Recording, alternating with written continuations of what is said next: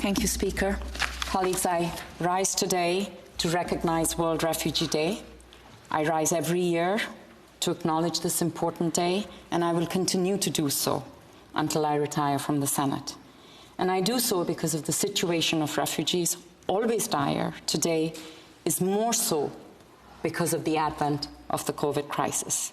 As we know, the virus knows and recognizes no boundaries. It moves easily from place to place, from person to person, from country to country, from traveler to traveler. Even if, as it has devastated the lives of so many in Canada and brought our society to a standstill, I want us to imagine for a minute what it has done to the already precarious lives of the 17 million forcibly displaced people in the world. We have been asked to shelter in place. But what happens if you don't have a place and you don't have any shelter? The unsafe, unsanitary, crowded conditions in many camps of the world, as in Cox's Bazar, make them a fertile ground for the spread of the virus. The density of the living arrangements make it impossible to quarantine or to maintain any kind of social distancing. The primary victims, again, are sadly women and children, since they constitute half of the population of the displaced. Disease now further complicates an already precarious life for those who are fleeing from armed conflict, violence, persecution, human rights abuses, including torture, sexual assault, and exploitation.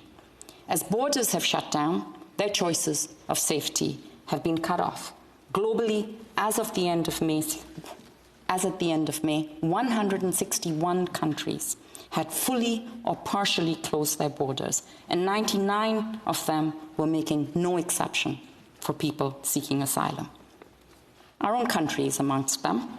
We have closed our borders to all, outside of very few, asylum seekers, and many will want to keep these borders closed or tightened. I believe that we can be both safe and be compassionate. But I also want to have hope, and I see points of light. Asylum seekers in Quebec have stepped up and provided much-needed care for parents and senior citizens in long-term care homes. Across the country, it is asylum seekers who, alongside with others, are working in meatpacking plants, warehouses, and grocery stores. Day in and day out, they risk their own lives in order to keep us safe. I believe we owe them an appreciation, either by moving them towards naturalization or by taking other steps to make them stable. We also need to hear from authentic refugee voices. It is not enough to do for them. It is important to do with them. Thank you, Chair.